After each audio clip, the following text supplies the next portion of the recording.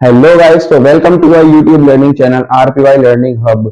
और अब हमने आपको जैसे कि पता है कि हमने अपने प्रीवियस लेक्चर में केमिकल रिएक्शन इक्वेशन का वन शॉट खत्म करा था विद सारे डिटेल्ड कॉन्सेप्ट के साथ, और सारे टॉपिक्स कवर करे थे उसमें। ठीक है, और आज हम अपना लेकर आ गए हैं उसके मोस्ट इंपोर्टेंट क्वेश्चन के साथ, केमिकल रिएक्शन इक्वेशन के। और पहले तो आप अपने एक पेन और कॉपी लेकर बैठ जाइए अपने संग, ठीक है, और मेरे संग क्वेश्चन करते रहना, तभी बोर्ड में अच्छे नंबर ला पाओगे। ठीक है, क्वेश्चंस बहुत इंपॉर्टेंट है करना हर एक चैप्टर के, और मैं खुद क्वेश्चंस की वीडियो अलग अलग डालता रहूंगा। ठीक है, और आज हम स्टार्ट करते हैं अपना केमिकल रिएक्शन इक्वेशन के एमसीक्यू से स्टार्ट करते हैं। मैं यहाँ पे MCQ short answer type question और बैलेंसिंग के क्वेश्चन भी करवाऊंगा। ठीक है, और पहला क्वेश्चन है केमिकल रिएक्शन इन्वॉल्व्स इन। तो जो केमिकल रिएक्शन है उसके मतलब इन्वॉल्व्स इन सिर्फ ओनली ब्रेकिंग ऑफ बॉन्ड्स होता है, या फिर ओनली फॉर्मेशन ऑफ बॉन्ड्स होता है, या both breaking and formation of bonds होता है, या फिर नन ऑफ दीज। ठीक है, तो पहले वाले का आंसर आप कमेंट करोगे। ठीक है, कमेंट करना है ना। और फर्स्ट वाले का आंसर क्या है अपना?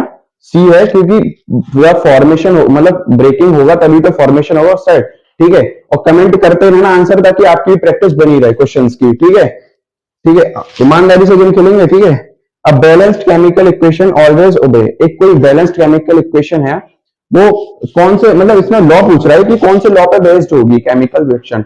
अब जैसे कि मैंने अपने प्रीवियस लेक्चर में बताया था कि एक बैलेंस जो केमिकल रिएक्शन होती है उसमें रिएक्टेंट साइड जो इतना मास होता है उतना ही प्रोडक्ट साइड में मास होता है। ठीक है, तो इस चीज को फॉलो करते हुए अगर आपको इसका आंसर पता है तो पहले तो आप इसको कमेंट करो। ठीक है, कमेंट करना बहुत जरूरी है ताकि मुझे भी पता चले कि आप कितना ध्यान दे रहे हो, और ध्यान जरूर देना। ठीक है, तो इसके मैंने जैसे बताया था कि फर्स्ट लेक्चर में कि law of conservation of mass पर डिपेंड होता है, तो इसका आंसर हो जाएगा law of conservation of mass A. ठीक है, अपना जो थर्ड क्वेश्चन है वो है सिंगल डिस्प्लेसमेंट रिएक्शन इन्वॉल्व्स। जो सिंगल डिस्प्लेसमेंट रिएक्शन होता है उसमें मतलब क्या इन्वॉल्व होता है? मैंने बताया था कि ऑक्सीडेशन और रिडक्शन दोनों साथ में प्रोसेस होती है, तो उसको हम कहते हैं रिडॉक्स रिएक्शन। रिडॉक्स का मतलब है रिडक्शन प्लस ऑक्सीडेशन। ठीक है, अब ये दोनों साथ में होती है तो हम सिंगल डिस्प्लेसमेंट रिएक्शन इन्वॉल्व होती है ये। ठीक है, जैसे ये रहा, इसका आंसर होगा फिर सी। आंसर कमेंट करते रहना, मैं बार बार कह रहा हूं क्योंकि आपकी प्रैक्टिस होगी, आप अपने आप को धोखा दे रहे हो। ठीक है, अगर आप आंसर नहीं कर पा रहे हो तो, और अगर आंसर ऐसे कोई भी डाउट है तो आप मुझसे कमेंट करके पूछ भी सकते हो, मैं खुद रिप्लाई करूंगा आपको। और पर अपने साथ ईमानदारी से गेम खेलना। ठीक है, फोर्थ वाले का है a red brown gas is released on heating lead nitrate. It is an example of. जो लेड नाइट्रेट का फॉर्मूला होता है PbNO3 का होल ट्वाइस। ठीक है, ये होता है आपका लेड नाइट्रेट का फॉर्मूला। अब ये बोल रहा है क्वेश्चन कि एक रेड ब्राउन गैस जो है वो रिलीज होती है अगर हम लेड नाइट्रेट को हीट कर देंगे। तो ये जो है कौन सी रिएक्शन का एग्जांपल है? हमने ये एग्जांपल एक बार अपने वन शॉट में देखा भी था। ये है अपना डीकंपोजिशन रिएक्शन का एग्जांपल। ठीक है, और भी क्वेश्चंस हम करेंगे अभी। ठीक है, और पर कमेंट करते रहना। ठीक है, तो अब हम अपना क्वेश्चन नंबर 5 देखते हैं। इसमें कह रहा है कि विच of the following does not involve a chemical reaction. इसमें से कौन सा जो है वो केमिकल रिएक्शन में इन्वॉल्व नहीं है। ठीक है, जिसको आता है वो अपना कमेंट में आंसर जरूर करे। ठीक है, पहला है रेस्पिरेशन प्रोसेस। हमने पढ़ा था कि रेस्पिरेशन प्रोसेस में होती है एक्सोथर्मिक रिएक्शन, तो इसका मतलब ये केमिकल रिएक्शन इन्वॉल्व है। दूसरा है melting of candle wax on heating. ठीक है, मेल्टिंग ऑफ कैंडल वैक्स हमने पढ़ा था मतलब चेंज इन स्टेट वाले पोर्शन में, कैरेक्टरिस्टिक्स ऑफ केमिकल रिएक्शन की चेंज इन स्टेट में। ठीक है, और digestion of food in our body, ये डिकम्पोजिशन रिएक्शन का एग्जांपल है। Burning of chemical wax on heating, ये भी केमिकल रिएक्शन है, इन्वॉल्व है। और तो हमारा आंसर क्या हो जाएगा? Melting of candle wax on heating, जिसमें केमिकल रिएक्शन इन्वॉल्व नहीं है। ठीक है, जिसको पता था आंसर करते जाना। ठीक है, अब अपना 6th क्वेश्चन है chemical reactions are balanced to satisfy. अभी हमने क्वेश्चन नंबर पीछे प्रीवियस क्वेश्चन में भी देखा था कि law of conservation of mass पे करता है मतलब। ठीक है, ये तो law of conservation of motion है, तो law of conservation of mass को सेटिस्फाई करने के लिए बैलेंस्ड केमिकल इक्वेशन मतलब अनबैलेंस्ड केमिकल इक्वेशन को बैलेंस में बदलते हैं। ठीक है, which of the following is an exothermic reaction. अभी मैंने बताया था यहाँ पे कि इनमें से कौन सी एक्सोथर्मिक रिएक्शन थी? Respiration process. तो आपका आंसर हो जाएगा रेस्पिरेशन प्रोसेस जो है वो एक्सोथर्मिक रिएक्शन का एग्जांपल है। और फोटोसिंथेसिस प्रोसेस एंडोथर्मिक रिएक्शन का एग्जांपल है। एंडोथर्मिक मतलब उसमें हीट एब्जॉर्ब होती है और एक्सोथर्मिक प्रोसेस में हीट प्रोड्यूस्ड होती है, ऐसी केमिकल इक्वेशंस में। ठीक है, ठीक है। और conversion of limestone into quicklime, ये अपना डिकम्पोजिशन रिएक्शन का एग्जांपल है। Electrolysis of water. ठीक है, अब अपना क्वेश्चन नंबर 8 देखते हैं। Removal of oxygen from a substance is termed as, मतलब मैंने बताया था कि ऑक्सीडेशन में क्या होता है, एडिशन ऑफ ऑक्सीजन होता है और रिमूवल ऑफ हाइड्रोजन होता है। और रिमूवल ऑफ ऑक्सीजन पूछा है इसमें क्वेश्चन में, तो रिमूवल ऑफ ऑक्सीजन होता है अपना रिडक्शन में। ठीक है, तो उसका आंसर हो जाएगा रिडक्शन। रिडक्शन में क्या होता है, रिमूवल ऑफ ऑक्सीजन या फिर एडिशन ऑफ हाइड्रोजन। ठीक है, और 9th वाला क्वेश्चन है अपना, removal of hydrogen from a substance is termed as.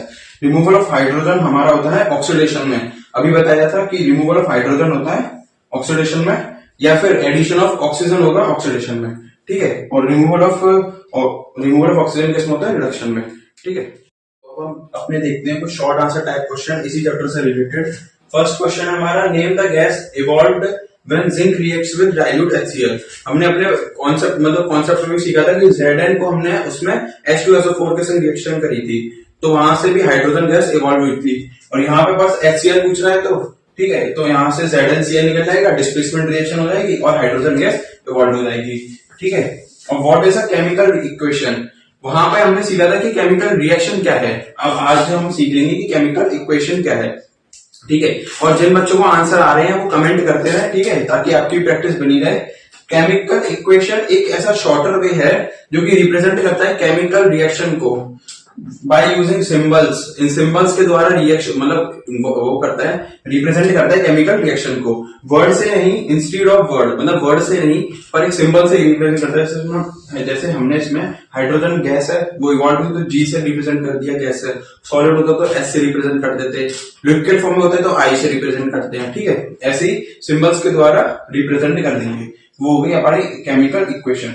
On what law balancing of chemical equation based, ये क्वेश्चन बार बार आ रहा है और ये तीसरी बार बताऊंगा मैं आज के लेक्चर में से कि कौन से लॉ पे बेस्ड है। हमारा law of conservation of mass पे बेस्ड है केमिकल, मतलब बैलेंसिंग ऑफ इक्वेशन। ठीक है, नेक्स्ट है अपना व्हाट इज रस्ट।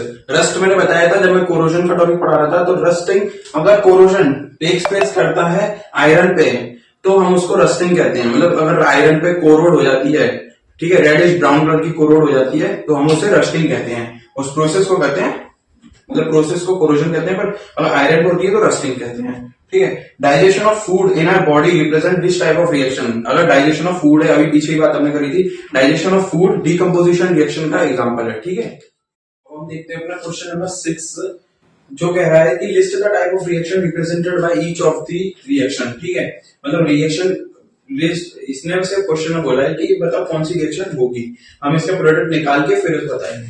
ठीक है, तो अगर आ रहा है तो कमेंट कर देना आंसर। ठीक है, तो ये Mg यहां से बनेगा आपका MgSO4 प्लस Cu वाला, कौन सी रिएक्शन है ये आपकी, डिस्प्लेसमेंट रिएक्शन। ठीक है, डिस्प्लेसमेंट रिएक्शन। ये सब अगर समझ में नहीं आ रहा है तो वन शॉट जाके जरूर देखें, तब आपको पूरा समझ में आ जाएगा। यहाँ पे CaO और CO2 मिक्स होके बनाते हैं CaCO3। ठीक है, अब ये कौन सी रिएक्शन है हमारी, ये है हमारी combination reaction. Combination reaction, combination reaction, क्योंकि A प्लस B मिलकर बनाते थे, AB हमने उस एग्जांपल में पढ़ा था। और यहाँ पे AB, ये पूरे कंपाउंड है AB, इसलिए डीकम्पोज हो गया, या तो ये हीट के द्वारा हो सकता है, इलेक्ट्रिसिटी के द्वारा, या मतलब लाइट के द्वारा हो जाएगा। तो ये डीकम्पोज हो गया और N2 और 2H2 में, तो ये हो गई हमारी N2 और 2H2 हो गए। यस, तो ये हो गई हमारी डीकम्पोजिशन रिएक्शन। ठीक है, पहले डिस्प्लेसमेंट, कॉम्बिनेशन और डीकम्पोजिशन।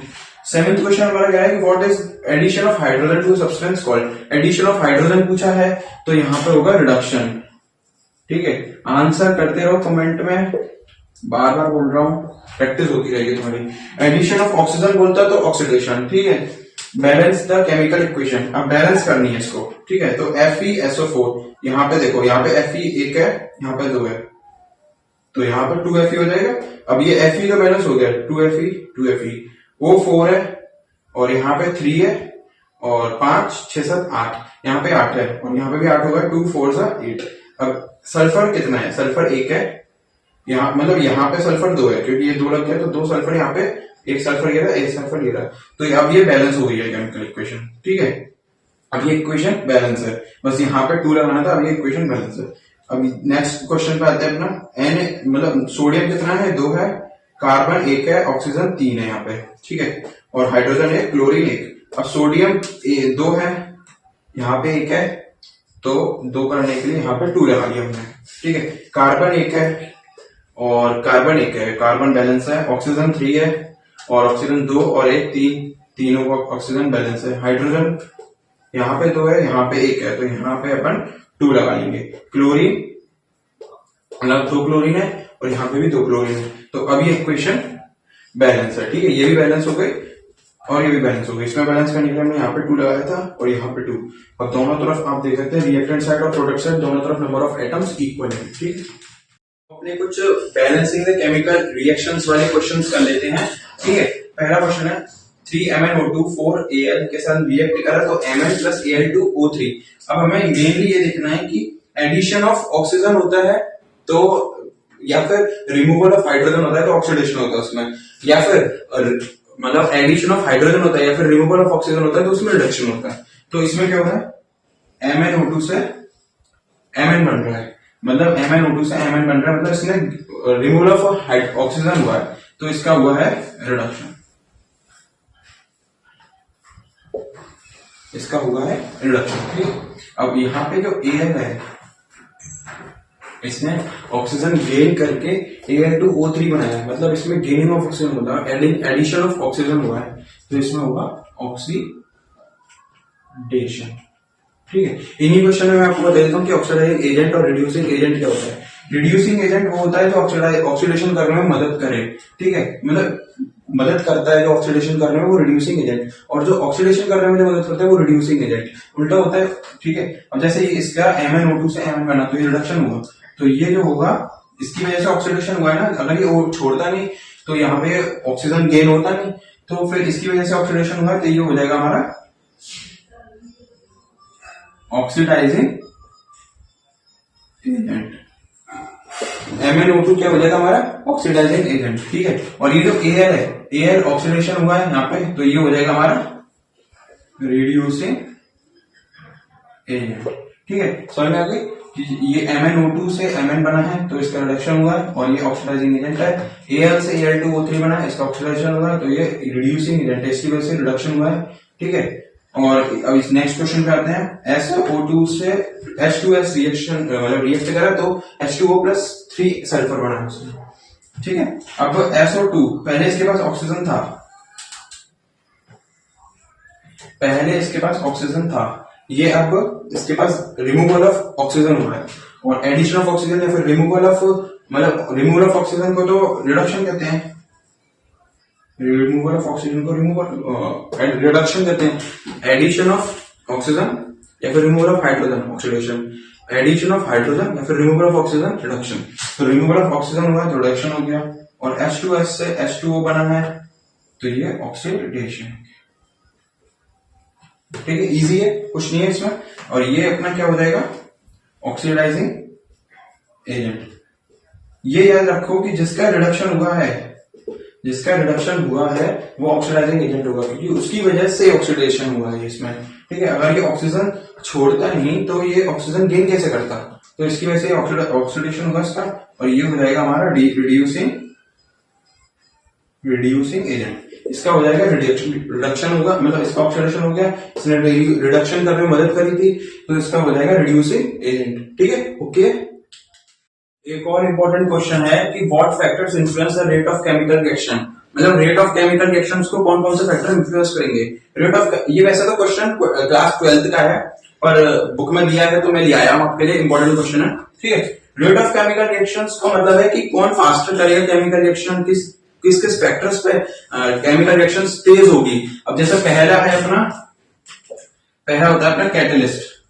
कैटलिस्ट ऐसे सब्सटेंसेस होते हैं जिनको अगर केमिकल रिएक्शन में इन्वॉल्व करा जाए तो वो रेट ऑफ, मतलब प्रोडक्ट है वो जल्दी फॉर्म होता है, जो रिएक्शन है वो फास्ट होती है, ठीक है, मतलब कैटलिस्ट बढ़ाने पे रेट ऑफ रिएक्शन बढ़ेगा।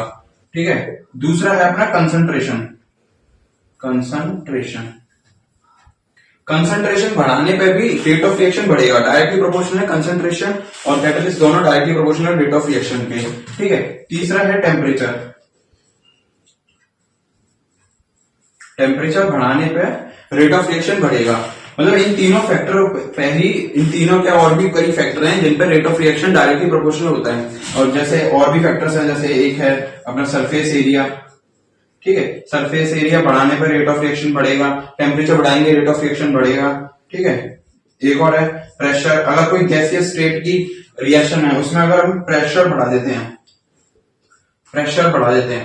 ठीक है, ये सभी जितने फैक्टर हैं इन सब पे rate of reaction directly proportional होगा। और बाकी ये जो क्वेश्चन है वो 12th का है और इसको डिटेल में पढ़ेंगे 12th की क्लास में। ठीक है, हमने काफी सारे क्वेश्चंस की प्रैक्टिस कर ली है। ठीक है, और जो भी कुछ भी डाउट हो वो आप कमेंट में पूछ सकते हो। ठीक है, अब मैं कुछ क्वेश्चन होमवर्क के लिए दे रहा हूँ, कमेंट करना, आंसर क्वेश्चंस की प्रैक्टिस जरूर करना। ठीक है, बहुत हेल्पफुल है क्वेश्चंस है। पहला क्वेश्चन है what is corrosion, how do we prevent from corrosion. Corrosion क्या है और उसके प्रिवेंशन क्या है। ठीक है, नेक्स्ट क्वेश्चन है what is an endothermic reaction और स्टेट, उसका एक एग्जांपल बताना है। एक्सोथर्मिक रिएक्शन और उसका एक एग्जांपल बताना है।